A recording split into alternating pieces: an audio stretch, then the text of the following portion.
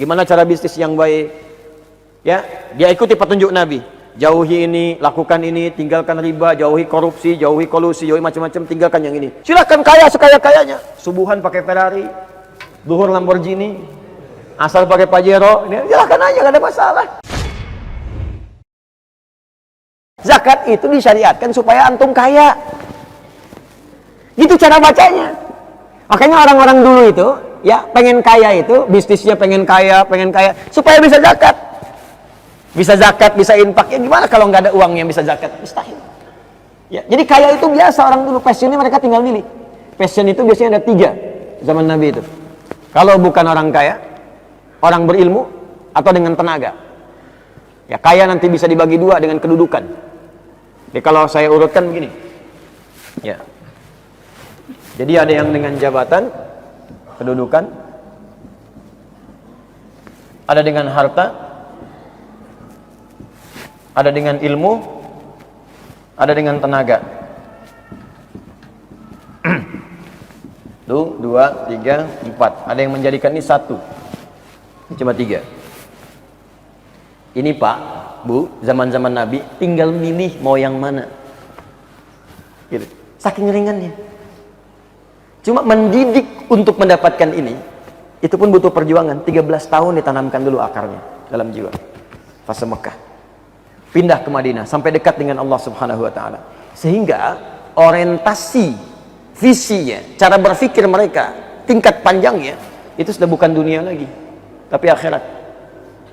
Jadi mereka memahami dunia itu untuk bertugas saja, untuk dinas. Kembalinya ke akhirat. Bagaimana memilih aktivitas di dunia dalam berdinas supaya sukses ke akhirat? Maka diturunkanlah kemudian kemuliaan akhiratnya. Ini yang sering saya gambarkan dengan sederhana, menurunkan kurikulum surga ke bumi. Kan sederhana, di Quran kan dijelaskan. Yuk ngajinya diperbaiki ngajinya. Coba kalau ngaji tematik, turunkan supaya hidup kita itu berarti, terukur. Anda mau ke surga, mau surga yang mana? Kan ragamnya banyak, surga dengan Nabi ada, taman surga ada, seluas langit dan bumi ada. Ya, surga yang kelas biasa ada, sebiasa-biasanya surga juga. Ya, nikmatnya luar biasa. Dibagi 4, dari 4 diurutkan lagi. Ada yang Firdaus, ada yang Aden. Pintunya ada 8 amalan, ada pintu Ar-Rayyan untuk yang puasa, pintu tahajud, pintu sedekah. Jadi ketika mereka menurunkan kurikulum ini, dijadikan passion di bumi. Contoh, ada surga seluas langit dan bumi. Ya, Quran surah ketiga Ali Imran ayat 133 sampai 134. Wasari'u ila maghfiratin min rabbikum. Wasari'u ila maghfiratin min rabbikum wa jannatin 'arduha as-samawati wal ardu u'iddat lil muttaqin. Bergegas Anda koreksi diri, introspeksi, evaluasi, dan berharap nanti saat pulang ke akhirat punya rumah di surga seluas langit dan bumi. Disediakan bagi orang takwa. Apa amalannya? Ayat 134-nya ternyata amalan harta yang duluan. Alladzina yunfiquna fis sarai wadh-dharra. Yang gemar berinfak, infak. Ternyata infak itu bisa umum luas. Ya, nafkah ke suami, suami ke istri disebut infak. Awas Bu, nafkah itu singkatan dari infak. Dalilnya Quran surah keempat An-Nisa ayat 34. Ar-rijalu qawwamuna 'alan nisa bima faddalallahu ba'dahum 'ala ba'din wa bima anfaqu min amwalihim. Pemberian pada orang tua, kerabat, saudara disebut infak. Quran surah kedua ayat 215. Yas'alunaka madza yunfiqun qul ma anfaqtum min khairin falil walidain wal aqrabin wal yatama wal masakin wabnis sabil. Ya. Pemberian jenis sedekah cirinya infak. Ya. Dalilnya apa? Quran surah Al-Baqarah ayat 264. Ya ayyuhalladzina amanu la tubtilu shadaqatikum bil manni wal adza kalladzi yunfiqu malahu ria'an nas.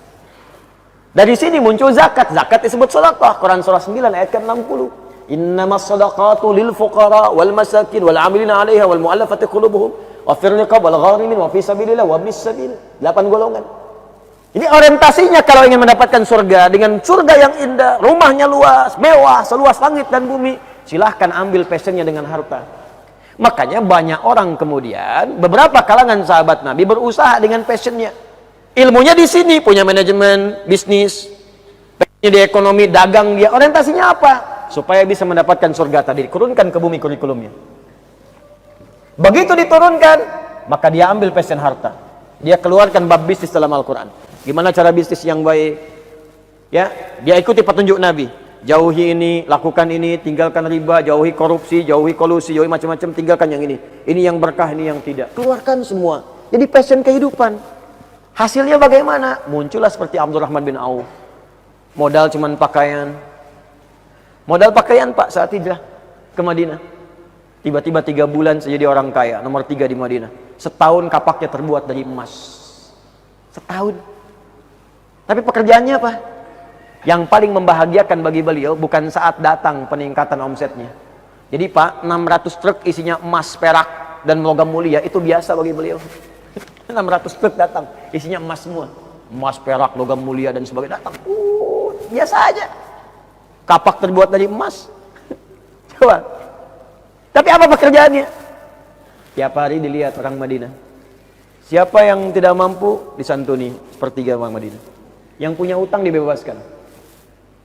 Yang belum kerja dikasih modal. Malamnya disebutkan gak ketinggalan tahajud, gak ketinggalan tahajud. Bahkan sekelas Utsman bin Affan, Abdurrahman bin Auf, Tamim Ad-Dari, itu disebutkan Al-Imam An-Nawawi dalam kitabnya At-Tibyan fi Adab Hamalatil Quran, sampai khatam Al-Quran tahajud dia. Bayangkan, kaya sekaya-kayanya, kaya kan kaya dibagi 3. Kaya banget, kebangetan kayanya. Ya. Ini udah kebangetan kayanya, masih tahajud juga. Yang sekarang apa? Sekaya-kayanya, lihat kapaknya masih dari emas gak? Mungkin minyak kayu putih cap kapak aja nggak punya. Tapi ya orientasinya ini, makanya kenikmatannya itu saat ibadah. Jadi kata Nabi itu kaya itu biasa bagi umatku, biasa. Jadi biasa aja. Pertanyaannya, apakah Bilal cemburu? Tidak. Apakah Ali cemburu? Tidak. Karena Bilal mengejar yang lain. Di begitu yang kaya-kaya tadi melihat, misal Quran surah ke-28 ayat 77. Wabtaghi fima atakallahu daral akhirah wa la tansa nasibaka minad dunya. Hei, hartamu pakai untuk cari akhirat, tapi jangan lupakan duniamu. Gaya silahkan. Dengan niat ibadah. Silahkan kaya sekaya-kayanya. Subuhan pakai Ferrari, duhur Lamborghini, asal pakai Pajero, silahkan aja, gak ada masalah. Ya. Mau ke Mekah pakai private jet, gak ada masalah, silahkan. Tapi orientasinya akhirat. Tahajud tetap jalan, biasa aja gitu. Ya. Silahkan, maksimalkan. Tapi tujuan utamanya apa? Ibadah. Apakah Bilal cemburu? Tidak, karena saya pengen carinya dengan tenaga. Saya nggak pengen capek kerja, saya pengen adzan aja. Masuk surga juga. Ya ketemunya di surga juga. Ente harta pakai disibuk 24 jam nyari gini ibadah. Saya adzan doang, surga juga. Allahu Akbar. Kata Nabi, aku mendengar terumpahnya Bilal di surga. Garansi adzan. Kalau cuma udah bisa adzan ke surga, ngapain saya seperti Anda katanya. Tapi kan passionnya beda-beda, lain-lain. Ali cari dengan ilmu, karena Allah wajah. Bilal udah adzan. Saya ke masjid, saingan udah ada. Udah ada yang adzan. Yang kaya sudah ada. Saya cari dengan pengetahuan. Maka Ali fokus pada pengetahuan. Diikuti setelahnya dengan Abu Hurairah tuh. Ada Salman Al-Farisi dan sebagainya. Pengetahuan, ilmu. Makanya dikenal Ali itu termasuk sahabat yang jenius, Pak. Jadi ada Umar bin Khattab radhiyallahu taala anhu, Ali bin Abi Thalib, ya Amr bin As, termasuk Khalid bin Walid itu jenius. Ada kitab namanya Kitab Al-Jawahir, karangan Syekh Tantawi Al-Jauhari. Coba buka bab yang terakhir, jilid yang terakhir. Itu jilid paling terakhir itu suka ada teka-teki gitu. Ya, teka-tekinya bukan teka-teki silang kayak yang sekarang isi kotak sekian, ini kolom sekian, miring kanan, miring atas, silang gini, tidak, bukan. Itu permainan matematika. Tapi menggunakan Al-Quran dan diinspirasi dari kisah nyata. Ternyata sahabat Ali bin Abi Thalib karamahullah wajah, menantu Nabi yang paling mulia ini, itu termasuk juga ahli matematika. Tuh.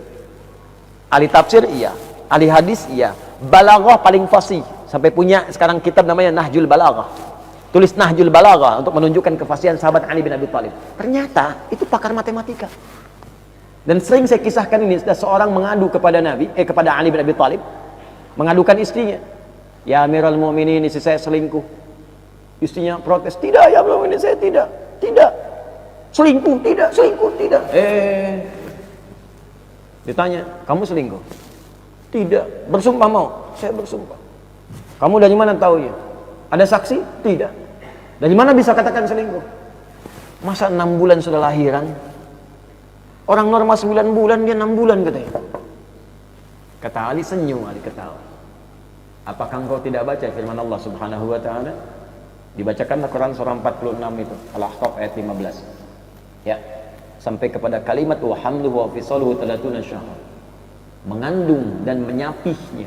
Menyapih itu memberikan ASI sampai disapih selesai, itu 30 bulan.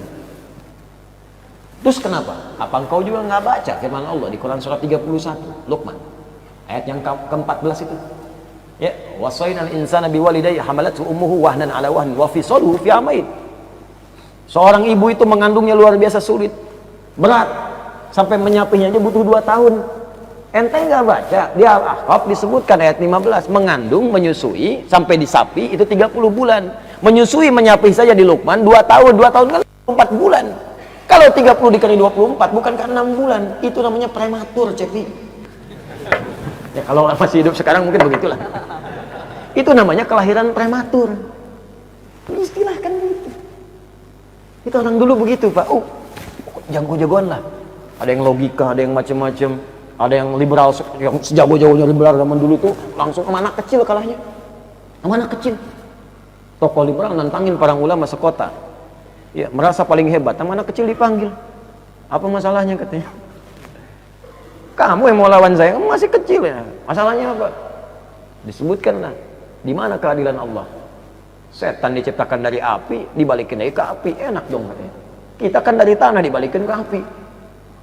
Apa-apa katanya, supaya mendekat, begitu mendekat ditampar. Wah, wih katanya kan kurang ngajar kamu. Apa yang kurang ngajar? Sakit emang, sakit.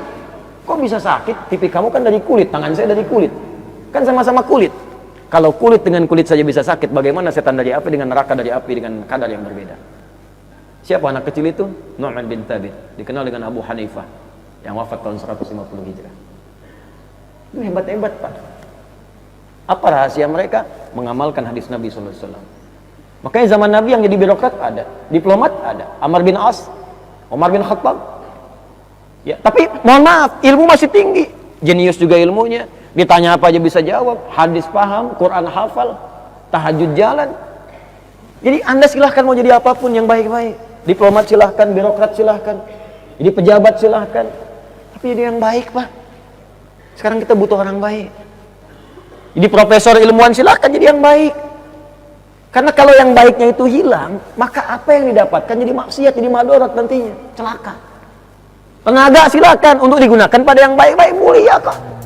Asal kita mau mengejar ini, surga. Ya. Di militer silakan, Khalid kan militer, panglima. Nabi punya 12.000 sahabat, 38 panglima. Satu kekuatan panglimanya bisa menaklukkan Persia dan Romawi. Khalid bin Walid. Udah gak usah dikisahkan lagi, itu udah banyak.